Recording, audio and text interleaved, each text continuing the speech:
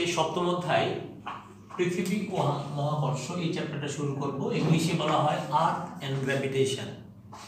আজকে আমরা পড়াবো মহাকর্ষ, নিউটনের মহাকর্ষ সূত্র ও মহাকর্ষ বল, অভিকর্ষ ও অভিকর্ষীয় ত্বরণ, জি এর মান এত বলতে কি বুঝবো, জি বস্তু নিরপেক্ষ স্থান নিরপেক্ষ ব্যাখ্যা করো, ভর ও ওজন, এই টার্মগুলো আমরা আজকে আপনাদের পড়াবো। তো শিক্ষার্থীবৃন্দ, আমাদের প্রথমে মহাকর্ষ নিয়ে আমরা কথা প্রথমেই বলবো। মহাকর্ষ নিয়ে কি কথা বলবো আমরা দেখি। মহাকর্ষের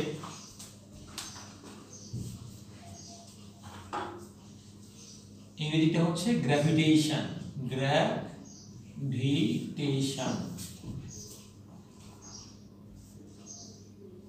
শিক্ষার্থীবৃন্দ, মহাকর্ষ জিনিসটা কিরকম, আমরা যদি উপর দিকে লাফ দেওয়ার চেষ্টা করি আমরা বেশি উপরে উঠতে পারি না, আবার একটু পরে নিচে পড়ে যায়। একটা ফুটবলকে আমরা যতই উপরের দিকে শুট করি না কেন নিচে নামে, ক্রিকেট বলকে যতই উপরে যায় নিচে পড়ে, তার মানে নিচে টানে। এইভাবে বিজ্ঞানী নিউটন মহাকর্ষ অভিকর্ষ এগুলো আবিষ্কার করেছিলেন। তো মহাকর্ষ হচ্ছে মহাবিশ্বের যে কোনো দুটি বস্তুর মধ্যে আকর্ষণ বলকে মহাকর্ষ বলে।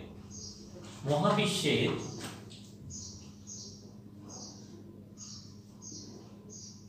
যে কোনো দুইটি বস্তুর মধ্যে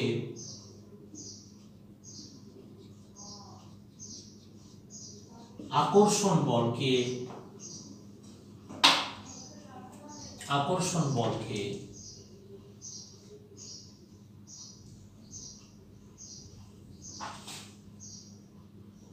বলকে মহাকর্ষ বলে।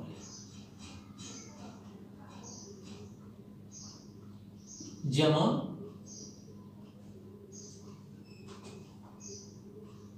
চাঁদ ও সূর্যের মধ্যে আকর্ষণ বল।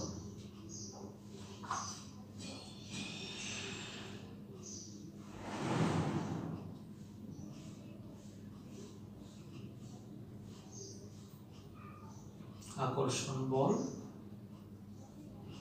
মহাকর্ষ বল।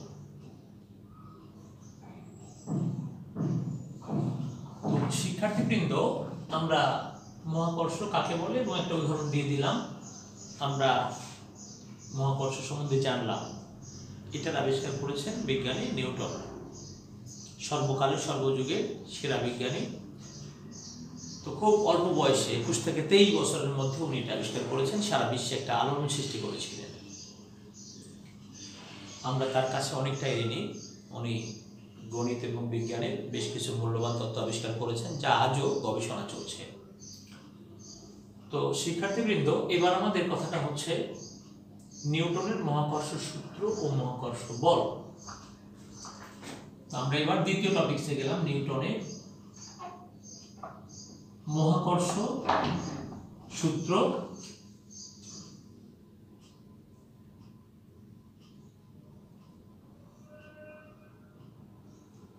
এবং মহাকর্ষ বল ও মহাকর্ষ বল বললেও হবে।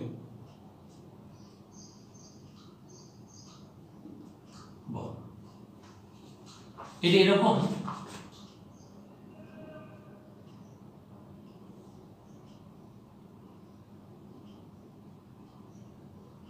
M1 এবং M4 দুটি বস্তু, এই যে দুই কেন্দ্রের মাঝে দূরত্বকে D। তো মহাকর্ষ সূত্রকে আমরা প্রথমে বলি যে F is proportional to M1 into M2, মানে মহাবিশ্বের যে কোনো দুটি বস্তুর মধ্যে আকর্ষণ বল বস্তুদ্বয়ের ভরের গুণফলের সমানুপাতিক। আর দুই হচ্ছে F is proportional to 1 by D square, আকর্ষণ বল বস্তুদ্বয়ের মধ্যবর্তী দূরত্ব তার বর্গের ব্যস্তানুপাতিক। তো শিক্ষার্থীবৃন্দ, 1 এবং 2 কে একত্রিত করলে পাই 1 ও 2 হতে পাই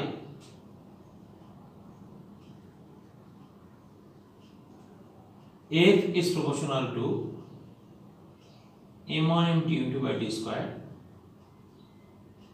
বা F equal G into m1 into m2 by d square. তো শিক্ষার্থীবৃন্দ এটাকে বলা হয়, G কে বলা হয় গ্র্যাভিটেশনাল কনস্ট্যান্ট। G হচ্ছে মহাকর্ষীয় ধ্রুবক, মহাকর্ষীয় ধ্রুবক। তো শিক্ষার্থীবৃন্দ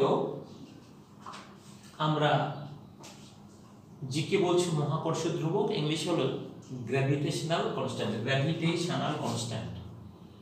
এখন G কাকে বলে এবং G এর একক কি আমরা সেটা নিয়ে কথা বলবো। তো দেখা যাক আমরা এখান থেকে এই সমীকরণকে কি করতে পারি। শিক্ষার্থীবৃন্দ আমরা এখন যেটা করতে পারি, G m1 into m2 F into d square, G সমান F into d square m1 into m2। তো শিক্ষার্থীবৃন্দ এখানে যদি m1 সমান 1 হয়, হ্যাঁ, m2 সমান 1 হয়, d সমান 1 হয়, তাহলে কিন্তু G সমান কি হবে জানেন? 1 into 1 স্কয়ার into 1 into 1, তার মানে কিন্তু 1। তো শিক্ষার্থীবৃন্দ এই কন্ডিশন থেকে আমরা G এর সংজ্ঞাও দিতে পারবো, এককও বের করতে পারবো। সংজ্ঞাটা এরকম ভাবে, দুইটি বস্তুর ভর যদি 1 কেজি করে হয়, দুটি বস্তুর প্রত্যেকটির ভর যদি 1 কেজি করে হয়, এদের মাঝের দূরত্ব যদি 1 মিটার হয়, তবে বস্তুদ্বয় একে অপরকে যে বল আকর্ষণ করে F আর কি, F, বস্তুদ্বয় একে অপরকে যে বলে আকর্ষণ করে, সেই আকর্ষণ বলটা ওই আকর্ষণ বলের সমানই হবে G মহাকর্ষীয় ধ্রুবক। এই আকর্ষণ বলকে মহাকর্ষীয় ধ্রুবক বলে। তো শিক্ষার্থীবৃন্দ আমরা একটু ডেফিনেশনটা লিখে নিই, তাহলে হয়তো আপনাদের একটু ভালো লাগবে। আর আপনাদের ভালো লাগলেই আমরা হ্যাপি হব যে হ্যাঁ আমাদের বাচ্চাদেরকে আমরা কিছু শেখাতে পারলাম। মহাকর্ষীয় ধ্রুবক,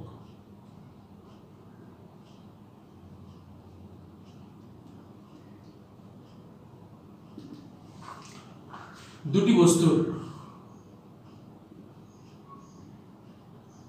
বস্তুর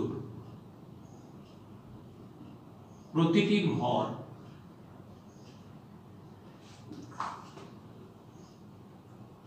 1 কেজি করে হলে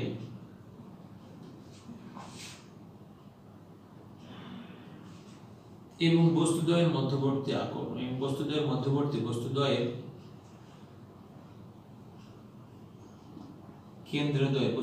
কেন্দ্রের মধ্যবর্তী দূরত্ব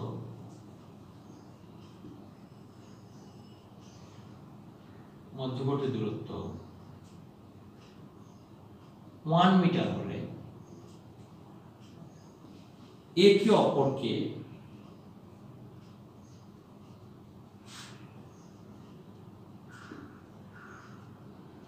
যে বলে আকর্ষণ করে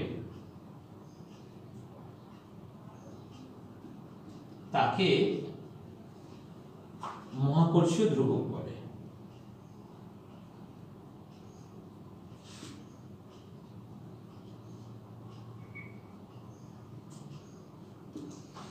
দুটি বস্তু প্রতিটির ভর 1 কেজি করে হলে এবং বস্তুদের মধ্যবর্তী দূরত্ব 1 মিটার হলে একে অপরকে যে বলে আকর্ষণ করে তাকে মহাকর্ষীয় ধ্রুবক বলে। মহাকর্ষীয় ধ্রুবকের এককটা হচ্ছে কি, মহাকর্ষীয় ধ্রুবক G এর একক, মহাকর্ষীয় ধ্রুবক G এর একক, এটা হচ্ছে নিউটন, এটা হলো মিটার স্কয়ার, এটা হচ্ছে কেজি স্কয়ার। আমরা লিখতে পারি এরকম ভাবে newton into metre square per kg square এভাবে, অথবা নিউটন ইনটু মিটার স্কয়ার আর কেজির উপরে -2 একই ভাবে লেখা যায়। শিক্ষার্থীবৃন্দ দেখুন আমরা মহাকর্ষীয় ধ্রুবক G এর একক বের করলাম, কি বলেন তো? F এর একক নিউটন, এটা হচ্ছে মিটার স্কয়ার, আর এটাও কেজি, এটাও কেজি স্কয়ার। তাই নিউটন ইনটু মিটার স্কয়ার, বিজ্ঞানের ভাষায় ইনটু কে হাইফেন দেওয়া যায় আর অবলিক দ্বারা ভাগকে বোঝায়। Newton into metre square per kg square, newton into metre square কেজির উপরে -2, এটা হচ্ছে মহাকর্ষীয় ধ্রুবক G এর একক।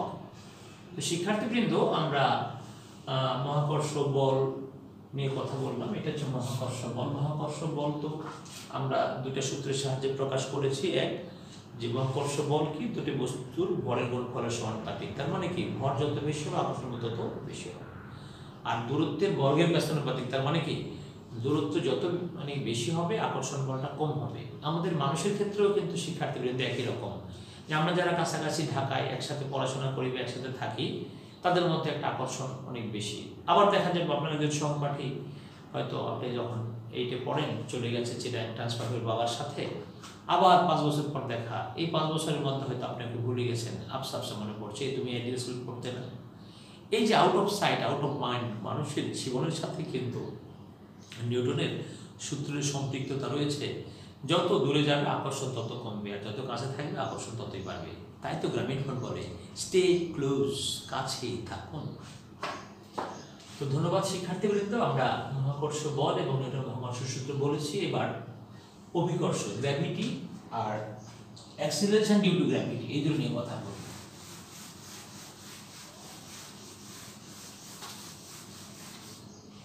এবার শিক্ষার্থীবৃন্দ আমরা বলবো অভিকর্ষ।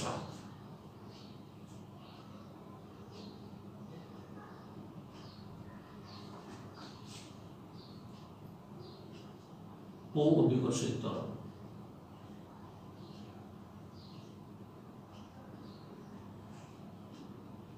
ইংরেজিতে কি হচ্ছে, gravity and acceleration due to gravity, acceleration due to acceleration due to gravity।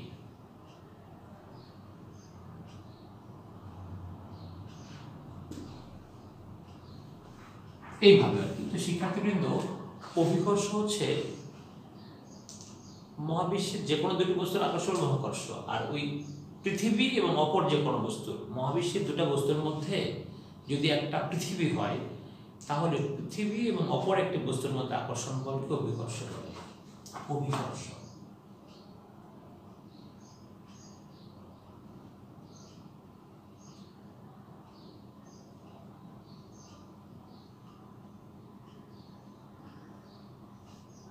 পৃথিবী ও অপর কোন বস্তুর মধ্যে আকর্ষণ বলকে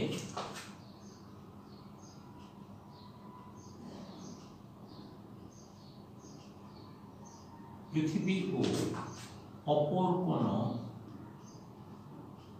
বস্তুর মধ্যে আকর্ষণ বলকে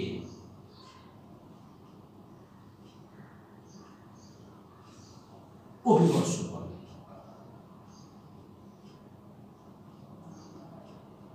পৃথিবী ও অপর কোন বস্তুর মধ্যে আকর্ষণ বলকে অভিকর্ষ বলে। যেমন পৃথিবী ও একটা আপেলের মধ্যে আকর্ষণ বল, সেটাও অভিকর্ষ। উদাহরণ আমি বলতে পারি,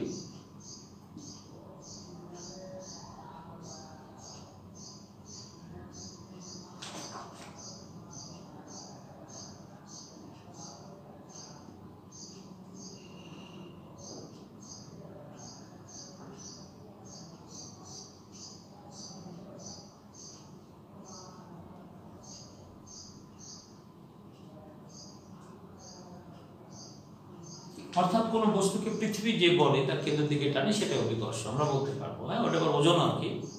তো যাই হোক, অভিকর্ষের সঙ্গে আমরা দিয়ে দিয়েছি। এরপরে আমাদের একটি কথা আছে, জি এর মান, অভিকর্ষের ত্বরণ আর কি। অভিকর্ষের ত্বরণ কাকে বলে?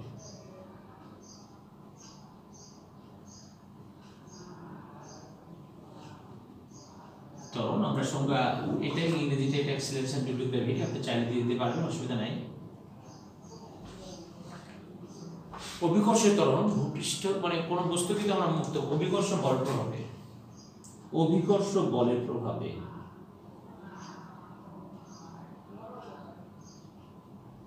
অভিকর্ষ বলের প্রভাবে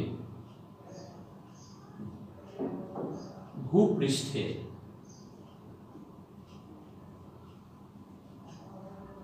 মুক্তভাবে পরন্ত কোন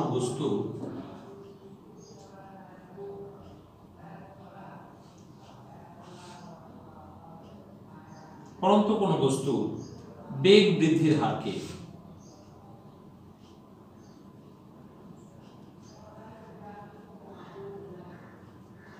অভিকর্ষজ ত্বরণ বলে।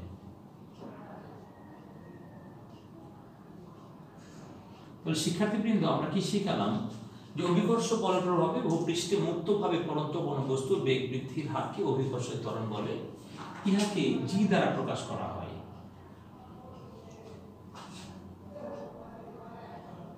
জি দ্বারা প্রকাশ করা হয়।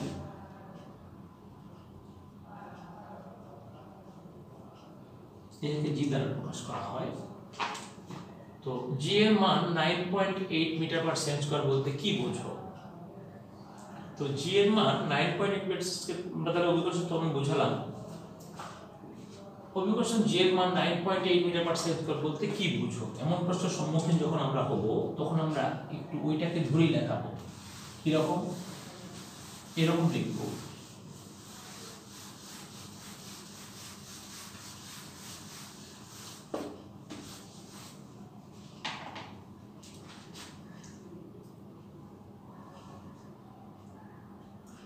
জি এর মান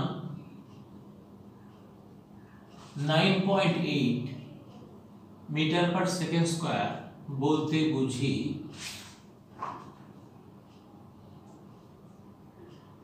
অভিকর্ষ বলের প্রভাবে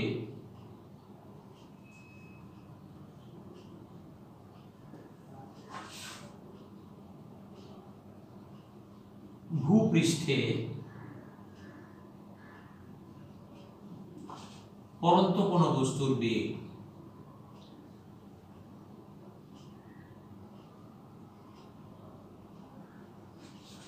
বস্তুর বেগ প্রতি সেকেন্ডে 9.8 মিটার পার সেকেন্ড করে বৃদ্ধি পায়।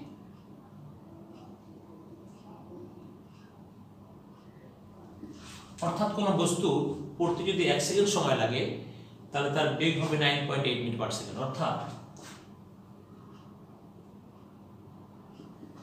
পরন্ত কোনো বস্তু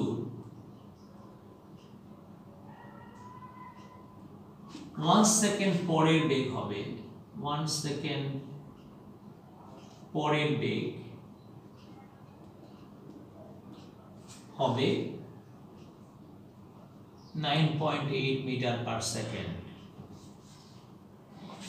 পরন্তু কোনো বস্তু 2 সেকেন্ড পরের বেগ হবে 2 into 9.8 মিটার পার সেকেন্ড। একইভাবে তার 19.6 মিটার পার সেকেন্ড। অনুরূপভাবে 3 সেকেন্ড 3 গুণ 9.8 পার সেকেন্ড। এইভাবে পরন্তু কোনো বস্তু প্রতি সেকেন্ডে এই হারে বৃদ্ধি পাবে। তো ভালো কথা। এরপরে আমরা আরেকটি প্রশ্ন দেখতে পাচ্ছি যে জি বস্তু নিরপেক্ষ হলে অভিকর্ষ ত্বরণ জি আর কি ছোট হাতের জি। তাহলে শিক্ষার্থীবৃন্দ দেখুন, এই জি আর এই জির মধ্যে তফাৎ কি জানেন? এটা হচ্ছে অভিকর্ষজ ত্বরণ।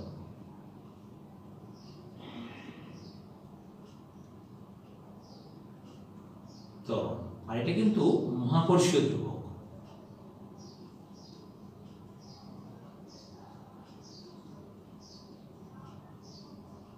এর যেমন মান আছে একটা গড় মান যেটা 9.8 মিটার পার সেকেন্ড স্কয়ার গড় মান, একটু কম বেশি হয় আর কি। মেরু অঞ্চলে একটু বেশি হয়, বিষম অঞ্চলে আবার একটু কম হয়। যাই হোক, আমরা গাণিতিক সমস্যা যখন সমাধান করব তখন বলবো। এখনো কিছু বলতে পারি আমরা যে মেরু অঞ্চলে জি এর মানটা বেশি আর বিষম অঞ্চলে জি এর মানটা কম, তাই গড় মানটা একটু ধরা হয়। মেরু অঞ্চলে জি এর মান 9.83 একটু বেশি, আর বিষম অঞ্চলে 9.78 মিটার পার সেকেন্ড স্কয়ার, তাই জি এর গড় মানটা ধরা হয় 9.8 মিটার পার সেকেন্ড স্কয়ার। মহাকর্ষীয় ধ্রুবক জি এর মান হচ্ছে 6.673 0.6.673 to 10 to the power -11 newton into metre square per kg square. এটা হচ্ছে মহাকর্ষীয় ধ্রুবকের মান। তো যাই হোক, আমরা এই দুটোকে চিনলাম, এটা কাকে বলে ওটা কাকে বলে, এর মানে তোর মানে তো হয়ে যায়, এত দুটো পার্থক্য হয়ে যায়। আমাদের এগুলো পার্থক্যতে এখন 2 করে আসলে এটা অনুধাবনের সাথে থাকে, হ্যাঁ, আর কোনো স্কোপ নেই থাকার। এই জন্য দুটি পার্থক্য সঠিক হলে আমরা 2 দিব। একটা হচ্ছে সংজ্ঞা দিবেন আর একটা মান দিবেন, ব্যাস শেষ। এর মানটা যেমন স্থানভেদে পরিবর্তন হয়, এই মানটা স্থানভেদে পরিবর্তন হয় না। যাই হোক, দুটো দিলেই হবে, আপনি বেশি দিতে হবে না। শিক্ষার্থীবৃন্দ, তাহলে জি এর মান সম্বন্ধে আমরা বললাম। আবার একটা বস্তুকে আমরা ওটা নিয়ে বলবো যে বস্তুর ওজন আর ভরের মধ্যে যে জি সম্বন্ধে আরো কিছু কথা বলবো। এখন আমাদের পড়ানো উচিত জি বস্তু নিরপেক্ষ হলেও স্থান নিরপেক্ষ নয়, উক্তিটা আমরা একটু ব্যাখ্যা করার চেষ্টা করব।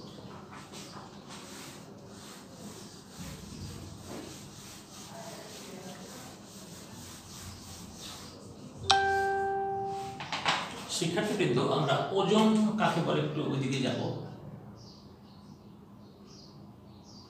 ওজনকে আমরা ডব্লিউ দ্বারা বলি, এফ দ্বারাও বলি। প্রকাশ করতে আমরা যে কোনো একটা ব্যবহার করি, এটা বা এটা। কোন বস্তুকে পৃথিবী যে বলে,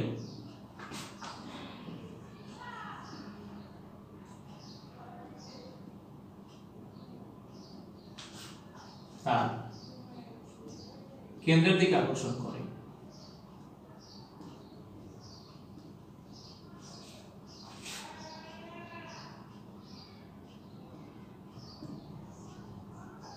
তাকে ওই বস্তুর ওজন বলে।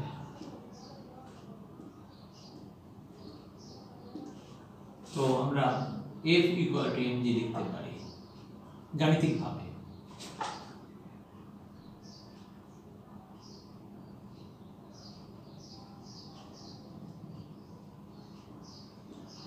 F এর ভর গুণন অভিকর্ষজ ত্বরণ।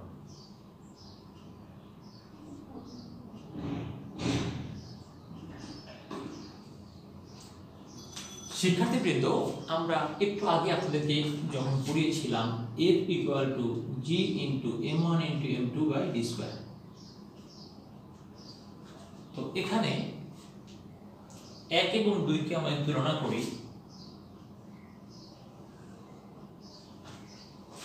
1 ও 2 তুলনা করে পাই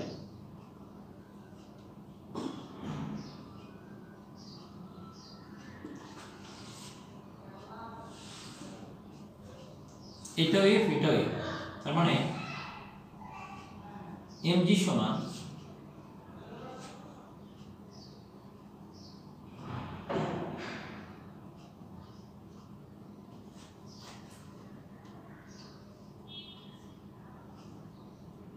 শিক্ষার্থীবৃন্দ, এই যে দুটো বস্তু আমরা m1 m2 ধরেছি, আমাদের প্রয়োজন হলে এই দুটো বস্তুকে আমরা বড় m ছোট m নিতে পারি। কেন নিতে পারি জানেন?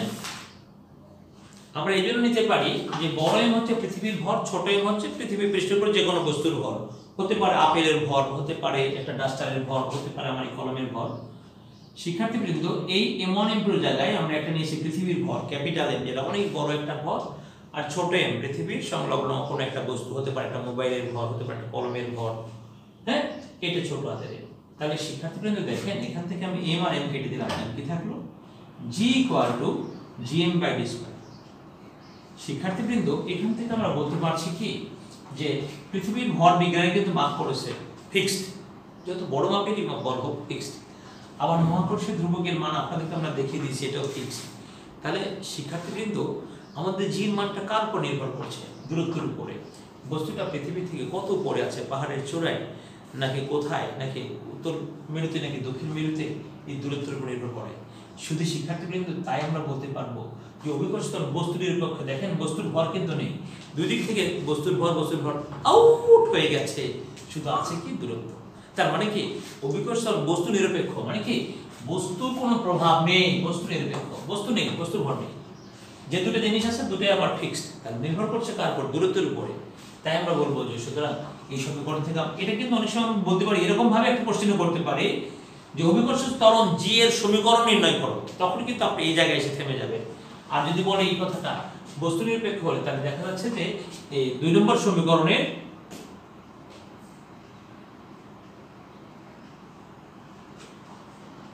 বস্তুর ভর উল্লেখ নেই।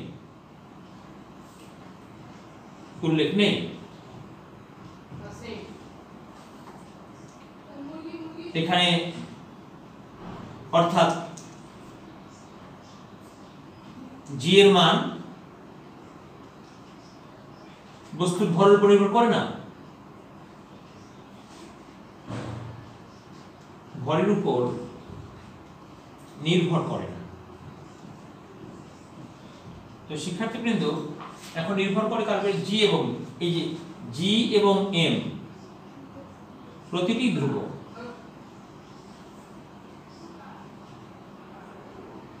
কারণ প্রতিটির একটা নির্দিষ্ট মান আমাদের জানা আছে। সুতরাং জি নির্ভর করে কার উপরে? বস্তু কত দূরে আছে তার উপরে। তাহলে জি এর মানটা নির্ভর করে কার উপর? বস্তুর দূরত্বের উপরে। তাই আমরা বলতে পারবো জি বস্তু নিরপেক্ষ হলেও স্থান নিরপেক্ষ না। তাহলে শিক্ষার্থীবৃন্দ ধ্রুবক, জি এবং এম প্রতিটির ধ্রুবক, সুতরাং জি এর মান এর উপরও নির্ভর করে না। সুতরাং জি এর মান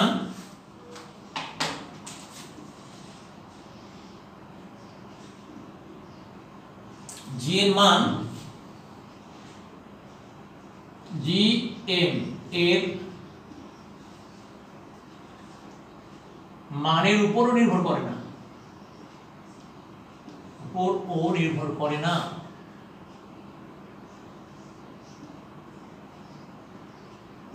জি এর মান নির্ভর করে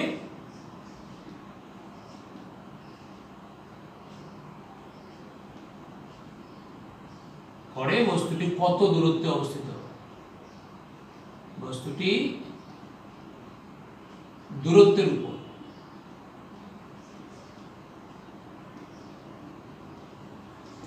সুতরাং আমরা বলতে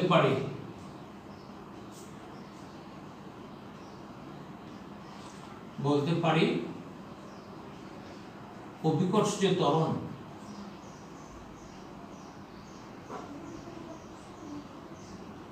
বস্তু নিরপেক্ষ হলেও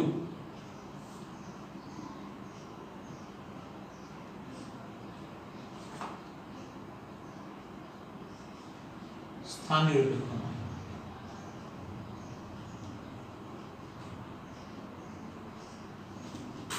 বস্তু নিরপেক্ষ হলে স্থান নিরপেক্ষ নয়। তো শুধু শিক্ষার্থীবৃন্দ তাহলে আমরা যে মান সম্বন্ধে বললাম, এবার আমাদের লাস্ট টপিকস ভর এবং ওজন।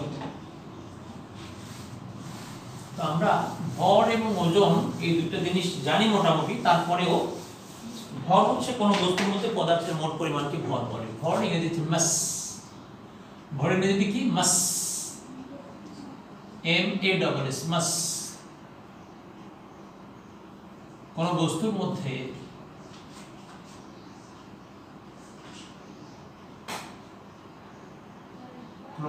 মধ্যে পদার্থের মোট পরিমাণকে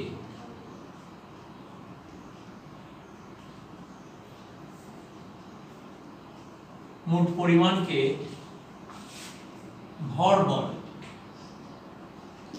ভরের একক, আন্তর্জাতিক একক যেটা ভরের SI একক, আন্তর্জাতিক বলতে SI একক যেটা সিস্টেম ইন্টারন্যাশনাল কেজি।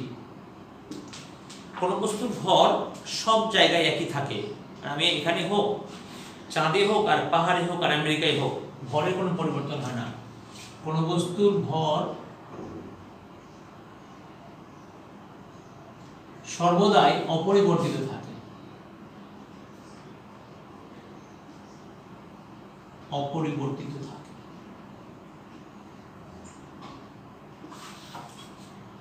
আর ওজনের কথাটা আমরা আগে সংজ্ঞা নিব। একটু আগে শিক্ষার্থীবৃন্দ আমরা ওজনের সংজ্ঞাটা দিয়েছি। ওয়েট বানানটা মজা আছে, এইটা পড়েন তো, সামনে ডব্লিউ লাগিয়ে দিবেন, WEIGHT, ওয়েট, W দিয়ে 8 লিখে ফেলবেন, হয়ে যাবে ওয়েট।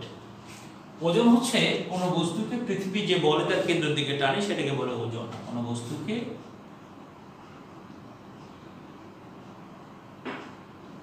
পৃথিবী যে বলে আর যে বল দ্বারা কেন্দ্রের দিকে টানে,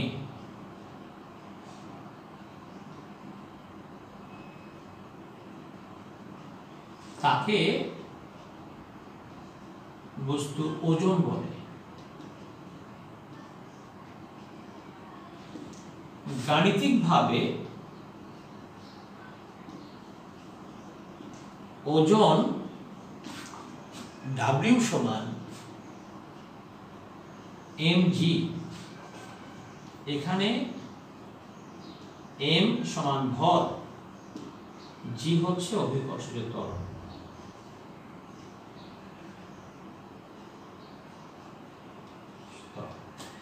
তো শিক্ষার্থীবৃন্দ, আমরা গাণিতিকভাবে ওজন সমান w সমান mg লিখে দিলাম। এখানে m হচ্ছে ভর, g হচ্ছে অভিকর্ষজ ত্বরণ। তো শিক্ষার্থীবৃন্দ, এই ওজন কোন বস্তুর ভরের সাথে অভিকর্ষজ ত্বরণ গুণ করে পাওয়া যায়। এই জন্য ওজন কিন্তু স্থানভেদে বদল হয়। যেমন আপনাদেরকে আমরা বলেছি যে জি এর মান 9.83 মিটার পার সেকেন্ড স্কয়ার হচ্ছে মেরু অঞ্চলে। আবার যদি আপনি বিষুব অঞ্চলের দিকে যান তখন কি পাবেন? 9.78 মিটার পার সেকেন্ড স্কয়ার। ধরেন একজন লোকের ভর 100 কেজি, এটা সব জায়গাতে 100ই থাকবে, কিন্তু মেরু অঞ্চলে হলে এটা হবে এত নিউটন। আবার ওই লোকে, একই ব্যক্তি যদি বিষুব অঞ্চলে নিয়ে যাওয়া হয় তার ওজন হবে এত নিউটন। এটাকে আমরা গুণ করলে যেটা পাবো 983 নিউটন, আর এটাকে গুণ করলে 978 নিউটন। তো শিক্ষার্থীবৃন্দ দেখেন, স্থান ভেদে ওজন পরিবর্তিত হচ্ছে কিন্তু ভর পরিবর্তিত হচ্ছে না। ইভেন আপনাকে যদি চাঁদে নিয়ে যাওয়া হয় তাহলে আপনার ওজন অনেক কমে আসবে। কিরকম জানেন? চাঁদে জি এর মান, চাঁদে জি এর মান পৃথিবীর 6 ভাগের 1 ভাগ, মানে 9.8/6 এত।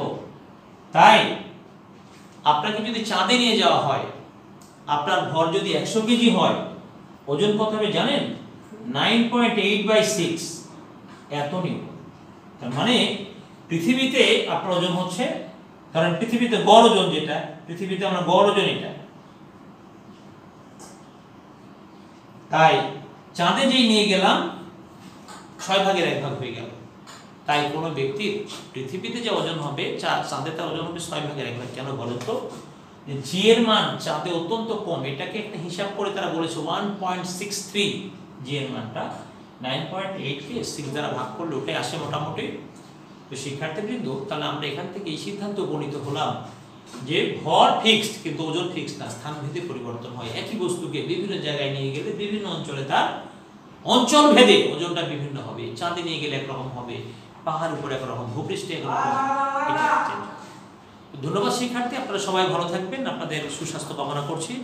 আর আপনারা এখনো যারা আমাদের চ্যানেলটি সাবস্ক্রাইব করেননি, আপনারা দয়া করে সাবস্ক্রাইব করে ফেলবেন, তাহলে আমাদের এই ক্লাসগুলো আপনার কাছে পৌঁছে যাবে। আর হ্যাঁ, ক্লাসগুলো নিয়মিত শেয়ার করতে ভুলবেন না। আমরা সবাই বিপদের মধ্যে আছি, কে কয়দিন বাঁচবেন নিশ্চয়তাই নাই, এরকম একটা দুঃসময় আমরা অতিক্রম করছি। তাই এই সময় যত বেশি সম্ভব আপনি একে অপরকে সহযোগিতা করবেন। আমাদের এই ক্লাসগুলো পেয়ে আপনি যদি উপকৃত হন, আপনার বন্ধুকে, আপনার চাচাতো ভাইকে, আপনার গ্রামের বাড়িতে পৌঁছে দেবেন, সেই প্রত্যাশা ব্যক্ত করি আজকের এই ক্লাসটি এখানে শেষ করছি। ধন্যবাদ সবাইকে।